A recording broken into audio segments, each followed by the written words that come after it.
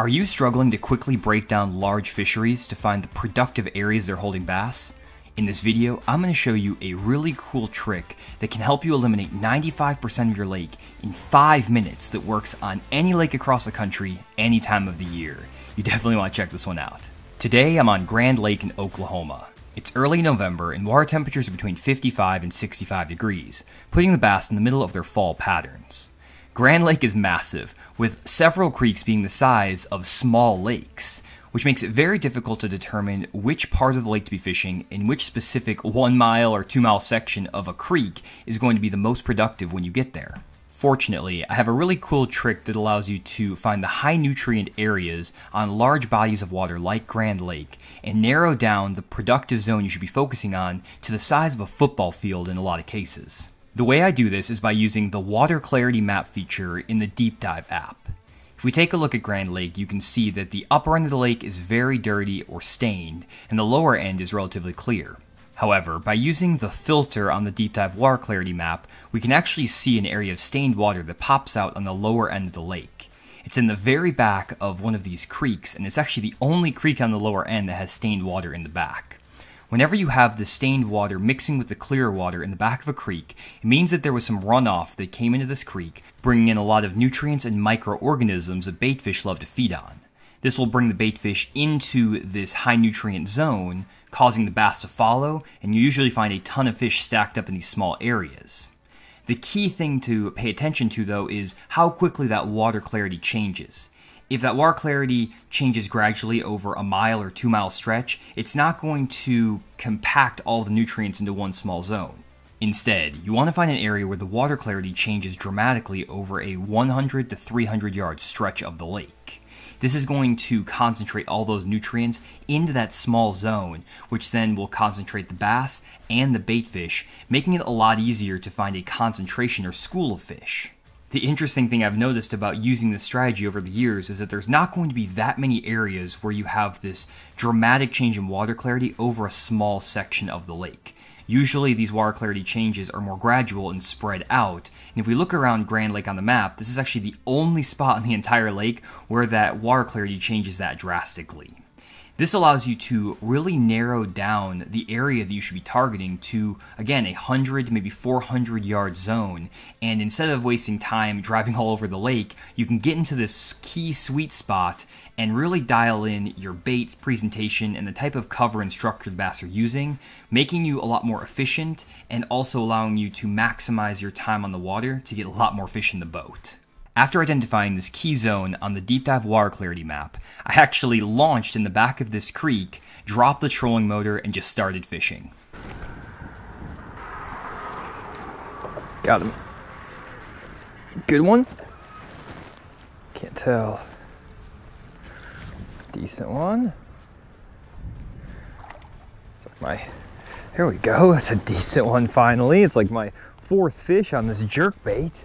Just got back in here, guys, and got around this bridge, which is a choke point that I think should be funneling a lot of this water that we're seeing that's coming into the back of this creek on that water clarity map. Let me get this guy unhung real quick. Well, here we go, guys. It's not a great big one, but it's my 4th fish in about 15 minutes of fishing around this spot. So definitely stacked up here. Let's get this guy back down the lake and just got that fish on a deep diving jerkbait. It seems like there's a lot of shad piled up in here and a lot of bass. And again, as that water starts coming in to the back of these creeks, it's gonna bring a lot of nutrients, which is gonna attract the shad, and it's gonna attract the bass. And a great place to look are choke points like bridges, riprap, places like that. Super obvious, not like I'm doing anything crazy right now, but there are a bunch of fish in this general area. And all I'm really doing is just working this jerkbait around these little bridge pilings kind of fast. I just had the jerkbait on from earlier, not really using the live scope or anything, to be honest. There's just fish around these bridges, so I'm just fan casting and working that bait relatively quick, and every once in a while one is getting it. There are bait jumping all over the place, so I'm kind of fan casting around as well just to kind of see if I can get some of these fish to react. But definitely around a bunch of fish. We just need to find some better quality now. Okay, so I did turn on the live scope here just to show you that there are a lot of fish around just on random bait balls, but they're set up kind of close to these bridge pilings, so it's not like I need to necessarily chase them down or anything like that. But just in this general area, you can see there's a couple fish on the scope right now that I just brought my bait by that didn't react. So not a big deal, but there's bait there. There's a pile of bait behind me that I saw a second ago. If I spin this around for a second, there's a bunch of bait right there, just all over in front of me. There's some random fish just scattered throughout, just around on that riprap. You can kind of see them and all kinds of stuff. So all I'm really gonna do, guys, is just fish down this stuff, not getting too concerned about staring at them on the live scope. It's pretty shallow water back in here, so I'm just gonna do some old school fishing. But I did want to show you, at least on the live scope, there is bait in the area and there's just great cover and a lot of fish. So we definitely got into a very active area thanks to that water clarity feature in deep dive. Got him. What in the world? That was so weird, guys. Just got another fish here. Fished all around this area. Not a big one, but it's really interesting because even though these fish are small, they're really grouped up right at the mouth of this, and the water temperature is like 3 degrees warmer on this side of the bridge compared to the other side of the bridge, which is interesting. The other interesting thing is that I just got this fish, again, not a big one, but I just made about 10 casts on this corner of the bridge with this regular Spromix stick.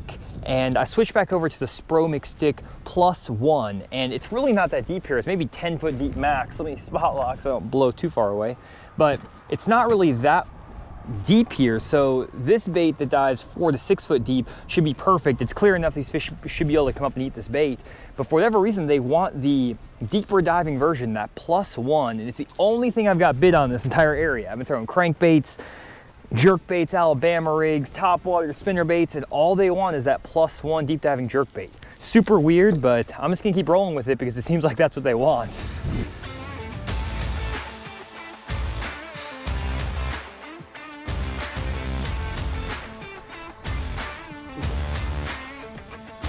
Got it. There we go. Moved out in front of these boat docks. Instead of going into the creek, decided to go out of the creek, and I've seen like a 2.5 pounder bust. Got this one finally. They are out in front of this deal. Got it figured out now. Again, not a real big one, but decent one. I saw one that was a lot better than that, just bust literally right next to the boat. So they are stacked up in this little area, guys. I mean, it's just not giants, but it's a ton of fun because I am just all around fish, and we've been out here for not very long, and it's just happening. And it's really easy, guys. There's just bait fish and fish all around. Oh, golly, get it, fish, come on. There's bait fish and fish everywhere. And if you just want to get out here and just catch a pile of fish, this is such a good way to do it. And I mean, again, not big ones, but some days I just like getting out here and just catching a pile of fish. Another one right there. Man, they're just all over this little dock right here. And I'm not doing anything crazy, guys. I'm just waiting for them to come up and bust. And there's another one. Just throwing that jerkbait around where they're busting, or just kind of on the edge of these boat pilings, not live scope. Oh, came off, dang it. Look, a good one too, dang. And just not doing anything crazy, just working that bait around where I feel like these fish are. And they're just roaming on bait, so it's not like you're gonna catch them every single cast, because some of these fish are just kind of out and about. But just kind of fire up around any sort of objects you can find. There's enough bait around that these fish are just kind of related to whatever cover they can get around. It's kind of the idea. Okay, guys, so again, live scope is not necessary to catch these fish because they're just kind of around these dock pilings. But I do want to show you how much bait is in this area and how many fish are around these docks. I mean, if you can see right there, there's like 15 fish on the end of this one dock piling. There's like 6 fish following my bait right now. And not committing, but you can see them all there. They're right on the bait. And that's all combination of dock and shad that's out here. There's shad kind of out here in the center too, but most of the bait fish are kind of mixed in with that boat dock. It's kind of weird because normally when you see a boat dock like this, it kind of looks like a fuzzy outline anyways, but there's really just a couple of poles in the water here, so most of what you're seeing in terms of like that fuzz is just shad. And I can see the shad busting on the surface here. I don't need the live scope to let me know there's shad here by any means, because there's just, oh, there he is. Watch that one. Oh, golly, came off. Watch that one come up and get it. That looked like a good one too. But there's a bunch of them out here, and all I'm doing is just firing this jerkbait on the edge of these dock corners. Again, not necessary with the live scope or anything, but want to show you how cool this looks and how many fish are down here, because it just goes to show that when you get in the right little zone with the right nutrients and the right bait, you can find an absolute pile of fish. I mean, there's like 15 fish right there underneath my bait right now. They're all over it. They're not eating it. Not every fish is going to eat your bait. I don't actually like watching a jerkbait on live scope all that much when I'm just kind of fishing it like this.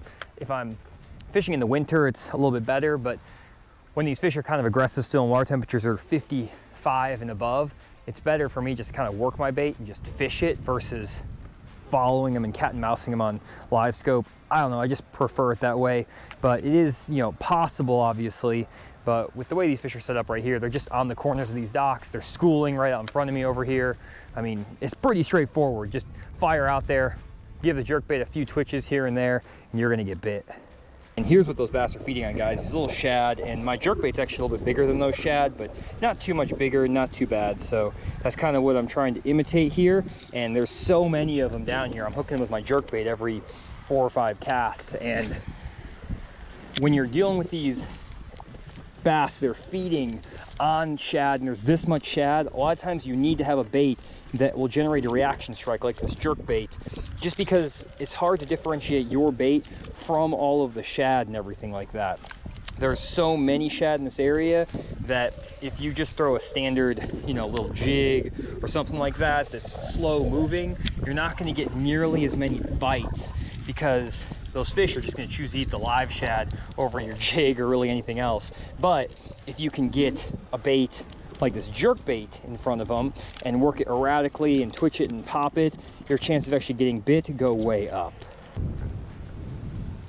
Oh golly, got him. A-rig. Feels like a better one too. Oh no, he's just kind of foul hooked on me. But another nice one on the A-rig. They're just down here. It's got some core tackle tush hooks on here, and that fish absolutely got all over it. Nice one.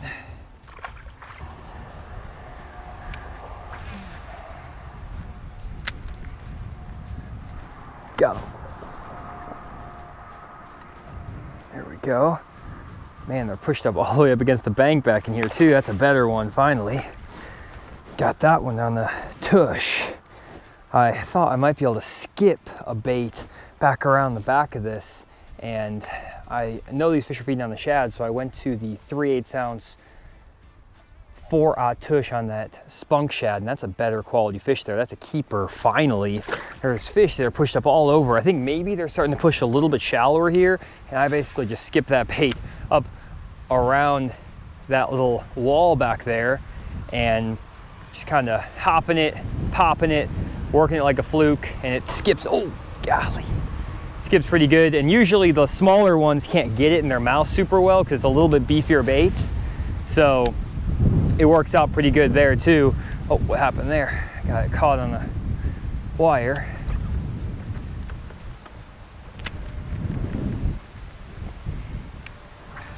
But yeah, just skipping that thing back against this wall back in here, trying to keep it under that wire so I don't cut myself off. And maybe this is the bait that actually gets us some better quality bites. Well guys, I had a blast today, and it was super cool dialing in this small zone of the lake that had a pile of bait and fish in it using that water clarity feature.